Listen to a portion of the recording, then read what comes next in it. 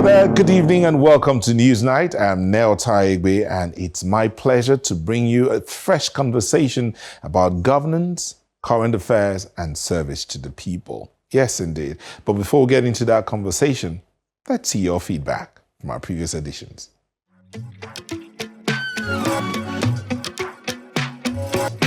It was an informative and eye-opening session.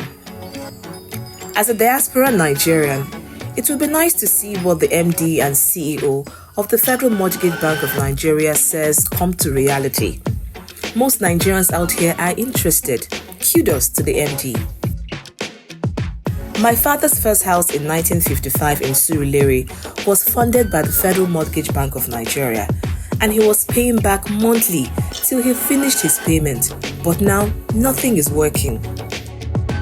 If you send an email to them from now till the next 10 years, they will not respond.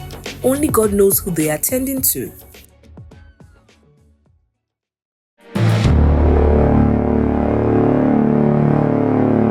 And now, when a man or a woman decide that they want to serve, they want to get into a leadership position, they want to get into elected office, as we say here in Nigeria, public service, the question some people will ask is, what is their motivation?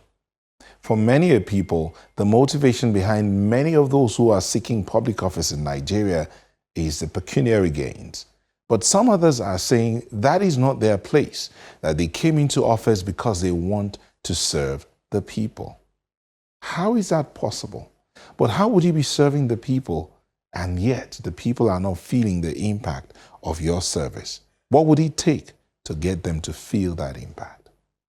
Our guest today chose to serve the people, he says, and he is putting things in place to ensure that beyond the pain, there is a point of celebration. Newsnight sat down for a conversation with the executive governor of Cross River State, Prince Otu. He talks about what he met when he came into office, what he is doing, and where he's hoping to take the state to. Senator Prince Otu, Executive Governor of Cross River State, thank you for speaking with us on Newsnight. Thank you very much. You know, you're one of the finest governors in this sphere. You want to tell us a secret? No, I'm just hearing from you. I know very well when I was a younger man. Yeah. But now, okay, we try to contribute to society. Humanity as a whole. All right. So, but as fine as you are, Your Excellency, you came into governance at a time when the economy was considered plummeting. And some will say it's continued that way. So just walk us through your journey since you came into office. I mean, it's been a year and a few months. What's it been like? Well, I would say, like in a normal life situation, there will always be ups and downs. We came in with a blueprint. And our main focus, direction, was to make sure that we subsidize all factors of production. Immediately add to our GDP, and then begin to build the citizens of our states. But on arrival, we discovered that there are several other issues which we must confront head on. Because actually, the three thematic points when I came in was, first one was supposed to be for security.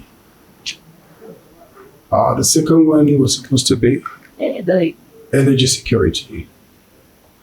And the third one was going to be empowerment and human capacity. But when we came in, we discovered that there are still other parameters that need to be put in place for us to achieve, if not optimum, at least beyond the median, to be able to add to our GDP and also allow the people to feel, or allow the dividends of democracy to trickle down. We discovered immediately that our debt burden was a bit heavy. Our assets, some very pricey in nature, which we can't afford to build now, has issues which was put it in proper perspective. And then we also had at the back of my mind to continue all the projects which all former administrations have left behind since coming as a continue. And we started work immediately. Moved to look at our debts in order to allow some room for us to use our resources to see if we can do other things. And immediately we're able to restructure our debts. The focus was clear that we have to look towards our main focus, which was food security, not just for Cross River State, but Nigeria as a whole, and then energy security and other things which generally, though social in nature, but very important, like education and like health and others. Then we picked up immediately and started. Really government at times is a bit difficult to tell. But we had to do very quick because these days, it looks like the calendar runs so quick. Before you know it, a year is gone. And we had set forward some certain targets for us to meet up. And the people know that our work remains above and that try to make sure that we achieve those targets, except technical issues that are beyond our comprehension. That at that point, that little we can do, but we're still pursuing it to a logical end. So we looked at agriculture immediately. And we discovered that since Okpara regime in Eastern Nigeria, we've not really done much in terms of exploring agricultural potential. And these days, agriculture is no more what it used to be used. This time it's agribusiness. So every part of the chain, value chain counts. If not so, you cannot really make any money out of it. Not to talk about even about the farmers to enjoy the benefits of their labor. So immediately we move into that, we discover that we have to start from the scratch. What we had to do was to do a proper soil investigation to know where crops can go better, where we have comparative advantage, what can be done to better our yields. And we set up immediately some agencies and some committees to move immediately and find out direct, since our mantra is people first government, direct from the people. Look, what are really your problems, both in terms of expanding what you're doing now and adding more. And within a short time, we got those reports back. Even though the soil investigation took a long time because it's a very grueling exercise, to come up with professors that are traveling up and down, borders, skirmishes here and there, and so on and so forth. But at the time along when we achieve it, you can sit right in with bedroom and look at your map, right? You know the chemical content, you know what kind of investor, you know what fertilizer to add, you know everything. So when we got this under our belts, we immediately moved to the next stage, which was to look at the main crops, because we can't carry everything at the same time. So we discovered that cocoa is doing very, very well. As a matter of fact, there's an important in the country. We look at cassava. It's also one of the headquarters of cassava in the country. We looked at rice, which of course would guarantee for sustainability and sufficiency. We looked at maize, which is very important for almost all the plants we have here, and agrofits and name. And then we look at other extension facilities, like fertilizer plants and so on. Luckily for us, coming into government, there were some things that were laid down. Like the last government of Professor Benaya, they have already set up a rice mill, which all we needed was a feedstock to get that meal at optimal condition. Yeah.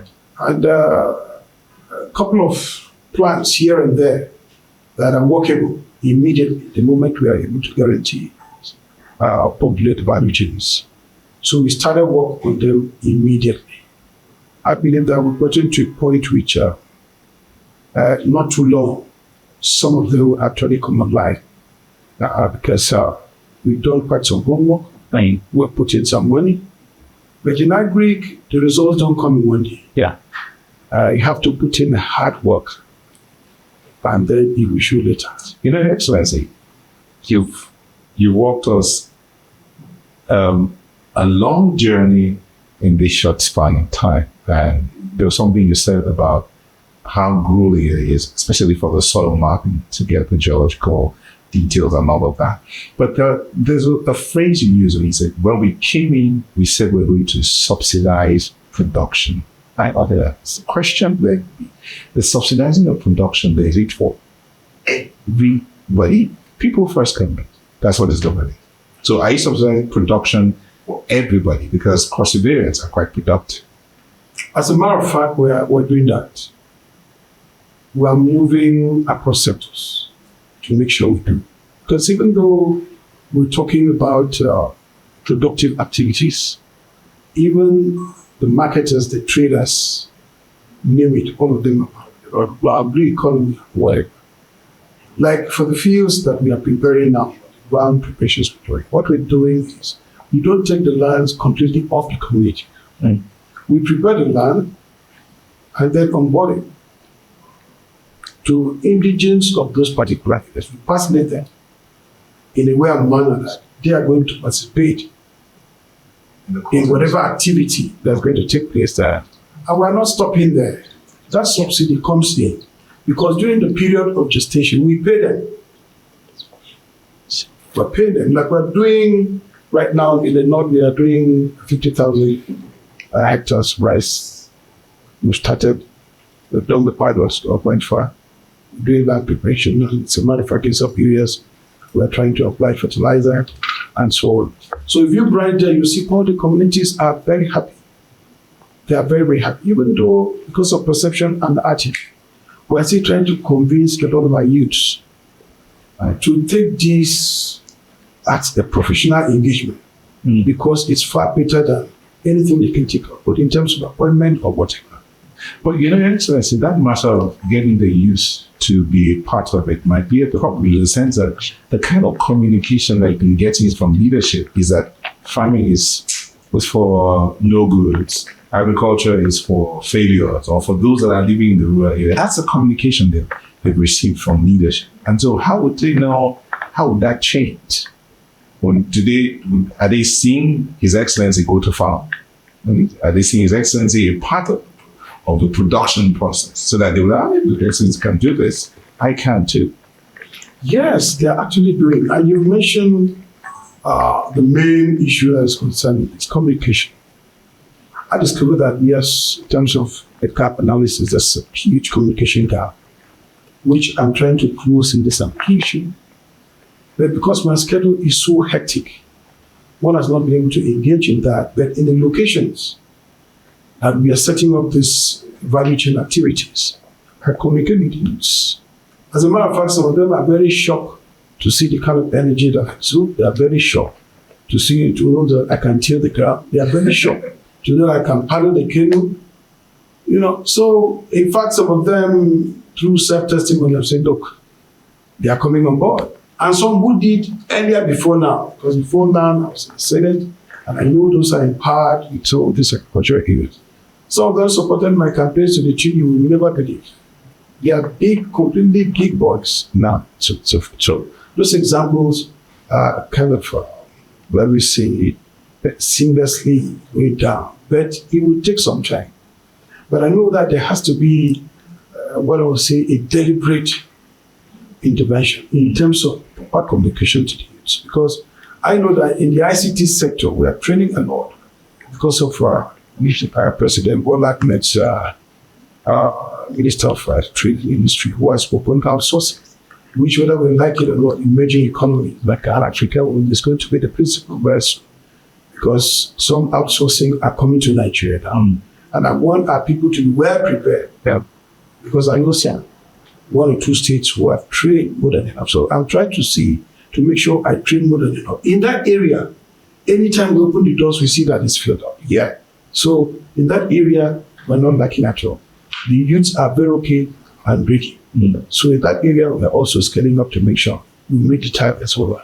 But the area, because in order to work comfortably in this area, somebody must provide the food, somebody must eat like somebody must do the needful, which will also sustain the energy in all those areas that we're going to. So we're trying a mixture of both. You see that The youth are ready to work hard. We do have a lot of creative and innovative youth. In fact, some of the ones we started training, what they can do now, you can't keep. Cross River is blessed with a huge youth population, as is across the country. And a conversation I was having with a friend, he talked about the fact that the creative energy amongst the Cross Riverians is amazing.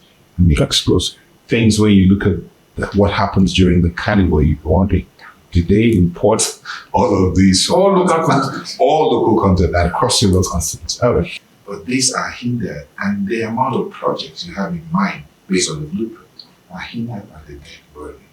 Yeah, you said the debt has been restructured. Is it, when you say restructured, can you just break it down for us? Is it restructured in the sense that the future Cross Riverians are the ones that are going to be paying for it, or there is a facility put in motion that can pay this debt off over time without putting pressure on the people? Correct. Very good question. When I said the debt that's been restructured is all encompassing. One, it starts from Mr. President, who has netted off some of the monies you hear, they say they give governors, they give it to governors. Some of them are in this particular netting up of debts, which of course, before now, no government has ever done that. That is why even the state government can breathe a bit, because some of the debts have been netted off. Now, in the other areas which we're looking at, I've checked the profile, the debt profile, and the integrity of some of them. And I mean, I'd say, some of it were not actually cogent and strong enough, because in managing debts or loan portfolios, you have to achieve milestones before you're given the next allocation or the next money that comes to you, despite the amortization or whatever. You have to achieve a certain milestone. But I discovered in some of the debts that milestones were not achieved, but monies were advanced. And in such cases, such debts have to be staggered, because we cannot claim total responsibility because you did not follow the rule of the game. But on the other hand, in order to make sure that we pay for all these debts, was to commoditize almost all our assets and our environment in an ethical manner, in a way of manner that it will create wealth and prosperity. Because I discovered that most of the facilities that these monies were borrowed out are in comatose, just like wasted. When if we add a little value to it, you can always create what you can actually generate the money to pay itself. Like Tinapa, our biggest debt of is Tinapa. And it was just lying wasted, even though it was vandalized by insects. So I decided to go take Tinapa back. And not too long from now, you're going to see Tinapa as a completely different setup that's going to scale up, both in terms of what I would say entertainment, in terms of businesses, in terms of other areas. We've gotten investors, which we are very advanced in terms of discussion. So you're going to see that project come alive again. That on its own can pay for whatever comes from what we put down on paper and the bankability or the bankers, which we set for Tinapa. It's able to pay off itself in not too long a distance time. We also discovered our assets like the credit estate, like the one in Oban, and several privatizations that were made. The people who these assets were privatized to, rather than follow the rule of the game, asset strip these assets. And it's not in the interest of the state. I do have a couple of litigations here, but I'm not afraid of that, because I swear an oath to be fair and to make sure I protect Cross-River life and property. So I'm not afraid of those, because if you are on the Cross-River property and you're not doing what was required, or you're not fulfilling, you said you're going to do. Yes, I take it back. You mentioned Creole Estate. I grew up in Calabar. I lived on Goldie Street, from Goldie to Mariam to Nuba. So I know that there were rubber plantations in Cross River, as in Cross River had large expanse of rubber plantations. And we're talking about raw materials for certain industries that are supposed to be standing in Cross River State. We're talking about, for instance, the automobile industry, for instance, the automobile policy of the federal government. There was a time, I think, General Electric came into Cross River and was going to be doing some work with Cross River State Government. But all of that looks like it's gone out the window. Where are the rubber plantations? Where are the pineapple plantations that were here? What's going on with all of that? You just mentioned krill, and that's got me thinking. This is agriculture. These are jobs. These are raw materials that can provide for the future. How's that working out? Are these some of the things you're trying to pull back? Yes, those are some of the things I'm trying to pull back. Like krill. At some point, there was a time krill used to pay the salary of consultants, or consultants. But over time, particularly after the privatization, it went down to what it is now. But we still have the rubber, because I believe that we're either the biggest, we own the biggest rubber plantation in Nigeria today. We are not the number one, we'll be the number two. So what is required is just to activate those assets and change, because most of these trees are over 30 years old and so on and so forth. It's just to do a proper planting program. Those are one of the issues we hold against this. In their own agreement, there was a big planting program, and even expanding the hectares which was supposed to be done. Those things were not done at all. And we discovered that, like our state, the loan to build that factory came from the Commonwealth Development Corporation. We are still paying part of that money. Meanwhile, the assets are like comatose. That's why I'm not afraid to go to court with all these people, because these are all the people that are affecting the revenue streams. What about the politics behind all of this? Is that not hindering your moves to retrieve government property? Well, I'm the people's governor, so I do what the people say I should do. Yes, I do have a lot of headwinds, from some political setup. That's why at times, once in the press, you see somebody come up with something you can't understand. That's normal, it's not normal, because of some of these things. But what has to be done has to be done. The government of this state, we are not driving it like a public entity. Where we are is such that there has to be seriousness in governance, not business as usual. And those working with me know that it's 24 hours, there's no rest. People must produce. All our KPIs must be up to date. People must show what they're doing. We convene those, we hold meetings at all points. So nobody is resting until we get this particular economy on course. And I've told you our target. Our target is to feed the country. They don't feed the country by sleeping or lying down. When we retire, when we go to the grave, people can sleep. But for now, it's time to work. And whoever is not ready to work. That's a very ambitious target, to feed the country. To feed the country, is it with maize? Is it with cassava? Is it with rice? We don't even. No, we're looking at rice, maize, then cassava. But I know very well that in terms of cocoa, we're already. In feeding road networks to these farms and to where these products are coming from, what are the roads like? Driving from Calabar down to to Ikom, Bubra, at Akan, between we get to Dupani, first of all, that what looks like an overhead bridge, I don't know what you call that. It looks like a corridor, a very tiny corridor that it's a bridge. Okay, it's a bridge. What? Okay, so but going from that point up to Akampa, the road is a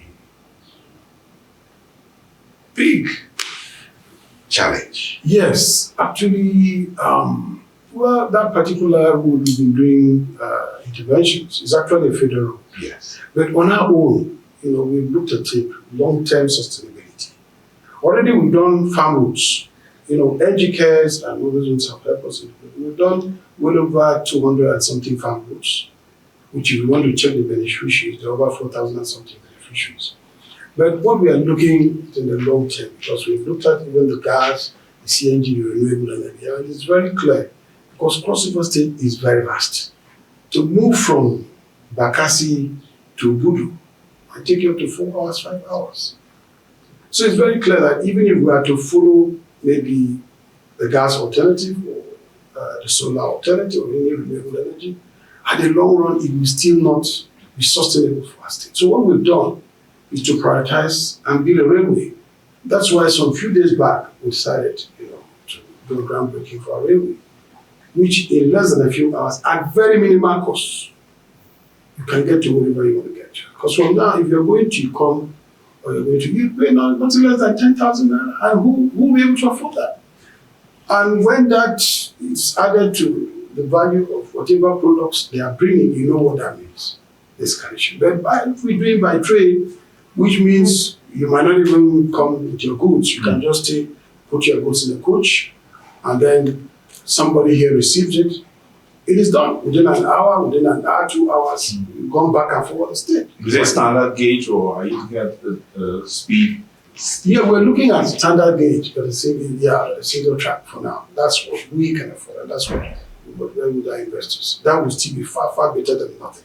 Even though we'll still allow, maybe a double, yes, where the trains are to intersect. The other one can go this way, this one can go this way. When Newsnight returns, we ask His Excellency, how long? How far? What would it take? How about human capital development?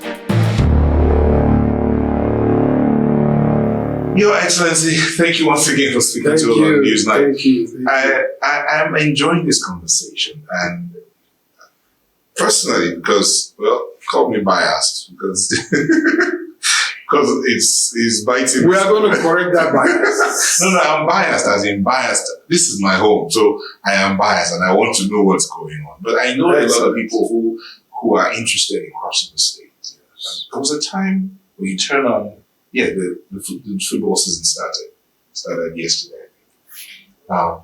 There was a time when the English Premier League is showing, what you see at one corner there is something from Crossriver. Tinapa, Crossriver State sponsored the we were advertising the video, at least on this TV. Crossriver State was known across the world. We knew that around October, November, December, the level of traffic into Crossriver State used to be bad. And so a lot of people came to set up hotels. I took a walk into one of the hotels, and I was shocked to see that it was decrepit. And I'm wondering, what happened to our tourism potentials? The carnival's still there. I know that it just came back this last year, and I understand you mentioned earlier something about what you're going to do to it, but what's going on to our potentials, tourism potentials? Obudukato branch. Yeah, like you say, that a lot of people were interested in it. I want to correct it and say a lot of people are still interested in hospitality. We still remain the tourism capital of Nigeria.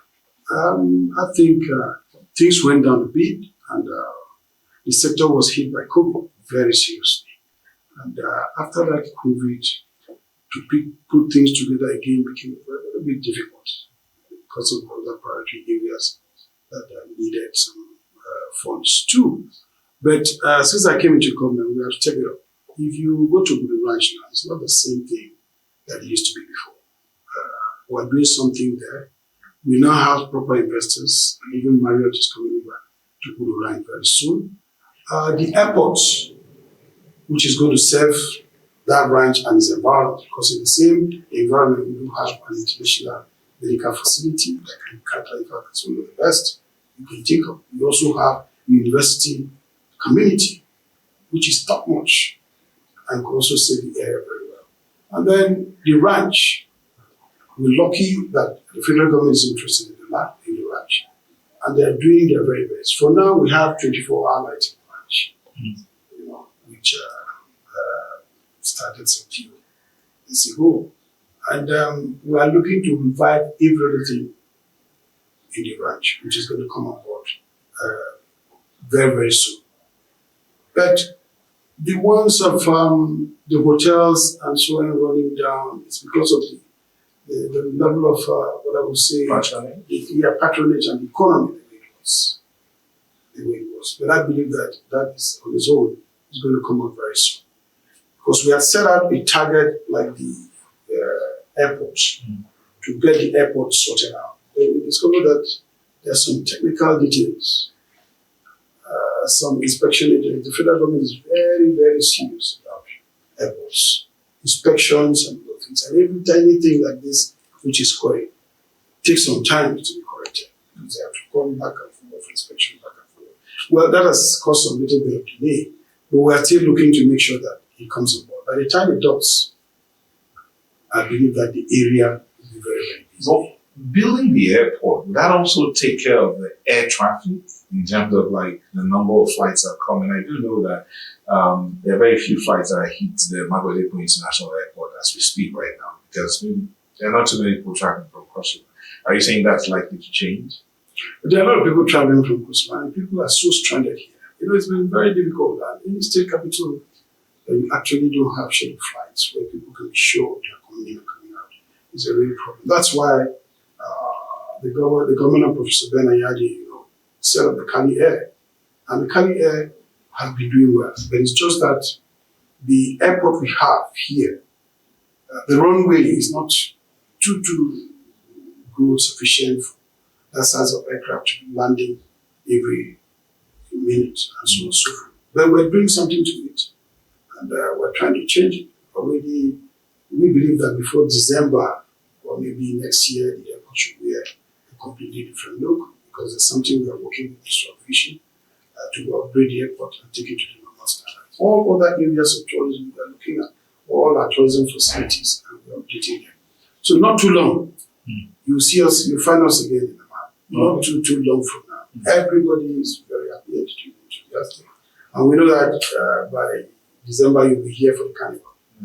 Those hotels will need people to come in and invest more because I think by now the hotels are beginning to close up their books because already for those months of November, December, to show you that there's a lot of anticipation. Okay, so when you say, you mentioned Cali Air and you talked about the size of planes, are we going to see more planes? Are we going to see a better Cali Air? Because then there were the issues, call it rumors or whatever. There were issues about the setup of Cali Air itself.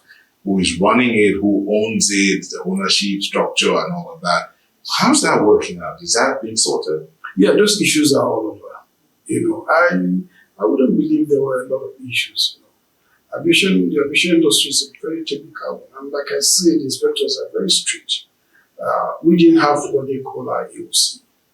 So we're running with aero contractors. And aero contractors have the best safety record in this country. And they've ensured that the aircraft we have, the engines are new, which you can check, they're quite new and are running very well. But we are bringing in aircrafts that fit this route because those big aircraft don't really fit this route. But we are bringing in the CRJs that actually fit this route. As a matter of fact, we're expecting about not too long from now, they should be functioning and running before the carnival. So we're looking at that and we're looking at all other options to make sure that people who come here are not stranded at all. You can come on schedule, you can leave on schedule. And the traffic has increased here. The traffic coming, both in terms of people coming to do business, both in terms of development partners, multilateral agencies, all of them left, but all of them are back fully. And we're having discussions across board, interagency discussions, and the federal government is supporting us very, very well, both in terms of the renewable agenda, which we have keyed into several facets of it to make sure that there's value for people and that people are happy. Your Excellency, your vision is a huge one. Yes. And howbeit you encountered a few challenges, and as you said, you're working around, but it's still a huge vision. And there is no vision without a people to work, without a people to work or to enjoy the nation. So in the area of human capital development across the state, how's that working out? Are they being trained? Are they being equipped? I saw the continuous teacher education, teacher training institute. How often do they go there? Do we have better results now because of that institute that's there? Do we have better teachers? Do we have people willing to go back to teaching, to the classrooms and all that? Yes. Actually, I think maybe too short now to actually feel the impact. But we are beginning to have better results. Because like the teachers continue education, which you mentioned there, We just finished a meeting with the Vice Chancellor, I think, last month. We've rejigged the programs and everything, and that is going to be taken seriously when we have our teachers. But most importantly, or beyond that, what we've discovered is that beyond the training, there's need for skill acquisition in terms of somebody having one or two more skills in addition to whatever that person is doing.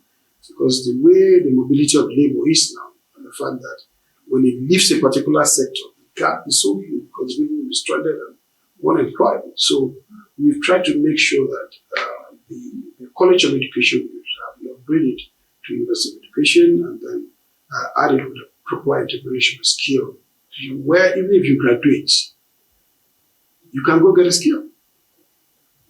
You can go there to sharpen yourself. So like I say, we're doing a lot in terms of building human capacity. But Cross River State is blessed for what I've seen in terms of the depth of knowledge, in terms of intellect, in terms of intelligence, in terms of, let me say, commitment. But what is actually lacking, or what I would say is a little bit generational, is the mentoring, which I believe at some point was missing. Because for somebody like me, I know what I passed through to be what I am today by the grace of God. But I've discovered that many people are not ready to have that kind of patience. Many people don't believe that you have to work progressively. That Rome was not built in a day. And that mentality and the garbage wing and the difficult consumption patterns, which are completely foreign and so on and so forth, and our population growth, makes the challenges and the problem a little bit higher. But I believe that gradually, as we get people enlightened, as we're able to sit down with people in town hall meetings and discuss, so that they know what is the real problem. Because there was what I would call a demonstration the other day, which was supposed to be against the state of hunger in our country. And bad government. And bad government. Yes, it was supposed to be. But I discovered that some of those who have participated very seriously, though maybe not knowing that they are part of the issue. They are part of the issue. And that if we are going to face the issue squarely, that holidays are over. Everybody has to work. And the president is doing some few things which I'm very happy about. Like the Consumers Credit Scheme, which is coming on with, and other grants and avenues which is open for Nigerians to be able to at least have access to whatever it is. In this country before now, there used to be time that, yes, money used to trickle down to the country through very corrupt means. But Nigeria is in the process now of making sure that the money trickles down but through very legitimate means in which some of this can add value to the economy. Let's talk about something that some of your colleague governors are refusing to talk about. One of the governors in the northern states said the Supreme Court judgment on local government autonomy is good, but howbeit it's going to be very difficult because you cannot separate this local government from the state. Yes, on local government, like the comment I gave the first day, we all receive it in very good faith. For me, anything that the majority of people believe that it's going to be better for the people, I stand for it. And I've studied the system, I've looked at it. I know where the problems are, but it's just to see if we can overcome the problem. Because what we need in this country is not further division. What we need is unity. What we need is a big Nigeria. People to stop thinking about their locality. The states will bad enough people thinking and fighting for their states.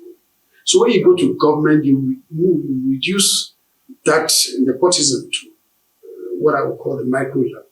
Because somebody who is from, call it Bakassi local government, will not want Bakassi local government to be used to pay somebody who is from Buki local government. So I've worked the structural economics of it. And I don't know how we'll be able to strike the balance. Because when I look at the teachers, I look at our health workers, I look at all the services that each of the different local governments take. There are some local governments that don't have those skills and those campaigns. So that allows others from this local government to work in the other local government and be paid. And that is only achieved when the money is put together. But when you now pay and say this money is going to Bekwara local government, Bekwara will not allow you to use their money to pay anybody. And they are not ready to take anybody there. Let people from Bekwara be teachers, not and everything there. So at the end of the day, you see that there is that. Does that not give room for targeted human capital development so that you look at, okay, in Bekwara local government, they don't have enough teachers. In Boki, they don't have enough doctors. In Yakor, they don't have enough engineers. And that's like targeted growth and opportunities for employment. I mean, Cross River State University is graduating people every session. University of Calvary is graduating people every session. The College of Education is graduating people every session. And the Federal Polytechnic, GEP is graduating people every session. Isn't that an opportunity to spread them across these local governments, knowing that they will get paid when they get it? We have 12,000 workers. That are not ghosts. Yeah, we have on our books. We have 12,000, which you have to pay salary, you have to pay gratuity. So now, if you're displacing them like that, because what you have said is possible, but it will take time. But if you're displacing them like that, where do you have the money to pay their gratuity? Where do you have the money to pay their entitlements, their severance allowances, and so on and so forth? What are you going to do with the gaps that is created here for these people to train others to come to actually meet the manpower needs of this particular place? All those things, we need a bridge. We need some time to see what can be done. Because in the long, and maybe in the distant time, those things can be staggered to balance. But before then, where do you keep these emergencies? Because people will die. But are there conversations going on? Are there dialogues happening to work out the intricacies of all of this? No, I believe that dialogues are ongoing. Like in my state here, actually, we don't use the local government. You know, we never did. We've not done so. And that's the public clear for people to check. You know, I believe that dialogue are ongoing, and, you know, sooner or later, some workable formula will come on board that everybody will be happy. But for me, I believe that there's a need to take development to the real grassroots where those people are looking for it. So, but in our own program, the People First, we are doing everything to make sure we get to the grassroots. All the programs we do, both the federal programs and so on. Like today, the Minister of Trade, she was here today, and we looked at the grants which Mr. President sent. And she was shocked to find, because in terms of the templates, you cannot play pranks, because your BVN, your name number, and everything has to show exactly where you're coming from, where is your location, and everything. And she was shocked to see that those things are exactly as wanted, which means we thought the nooks and crannies of this thing to make sure that we don't segregate and everybody benefits. And we believe over time, yes, we'll be on course to deliver. Not just good governance, but an all-inclusive government where everybody will be very happy. The matter of security at one time in Cross River, it was a major issue. And I hope that we'll be able to touch the environment before we finish this conversation today. But let's look at security, for instance. At the same time, there was this matter of cultism and kidnappings and all of that going on. What's the state now? Well, I think we've been able to bring that to the barest minimum. When I came in, yes, there was always criminality that were rife, so many issues, and so on and so forth. I believe that since matters of security is at times, you don't come very loud on it. That's why I didn't mention it as one of our major problems. In governance, anywhere in the world, the first is security. We have to tackle that first to make sure that our citizens sleep with their borders closed. And that anywhere you go, we degraded, those criminal tendencies to the lowest. In fact, we really do not have them anymore because we did not just approach it in a kinetic manner. We also discovered that the social social side of it. The social malfunctions also contributed to many of those. So we engaged too many of them and started talking, giving them confidence that they too can be human beings. They too don't have to involve in something that must take you to prison. You have a life. And we set some welfare programs in place, which we try to make sure that they are carried on board in terms of inclusivity. And the fact that we give them opportunities to build themselves back. And that's why we and federal government and even the NDDC, we are collaborating in some programs which they will learn skills and everything. Our skill acquisition here and incubation centers are up and doing. We're trying to make sure that we gather all of them, train them.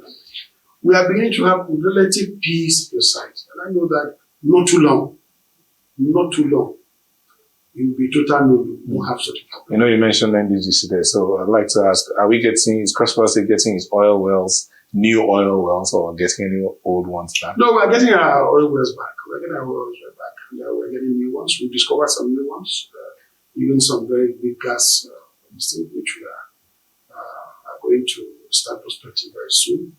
We are doing all we can, like I said. We are criticizing all our assets to make sure we create wealth for our people. So we are following up everything. That's a lot of following up to do. Yes. Are you following up on the environment as well? I know that Cross River State had the highest percentage of forest cover. Yeah. But I also know that at a certain time it was seriously depleted. Yeah. What's the situation? Are there some people in jail or going to jail for depleting our forest? Well, and are we replanting? What we're doing is, what caused that also? It's still these criminal tendencies I'm talking about. When they are going into this forestry exploitation, it's not a small thing. It's an army of a battalion of soldiers, not Nigerian army, but criminal soldiers who are going, it's a life and death. It's a life and death. So we discovered that we have to introduce a sustainable forestry management program, which we've done.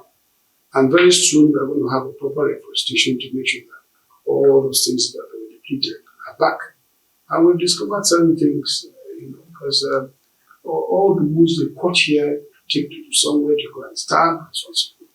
So we've changed all the structure. And we are beginning to make sure that some of the loggings are taken to a particular location. Because before you're allowed to log, you have to tell them you get your permit. You pay according to both the age of the trees, the value of the trees, and so on and so forth. We're trying to get to that, even though we still have a few criminals in the field. It's difficult to get those things out in a short time. But I believe that not too long, we'll get that side cleaner.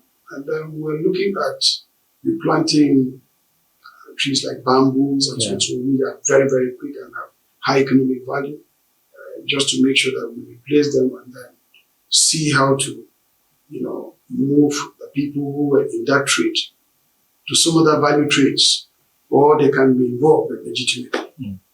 Thank you. Thank you very much.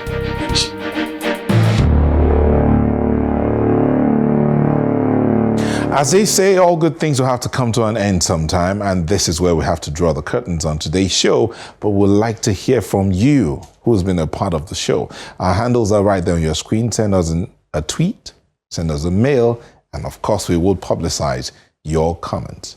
Thank you once again. Also, get to watch this conversation again. Then maybe there's something you missed out. Just go to channelstv.com/podcast or youtube.com/channelsweb to get started. You'll see the Newsnight playlist and just binge on all the conversations. But we'll bring you a fresh one same time next week. This is me saying bye-bye.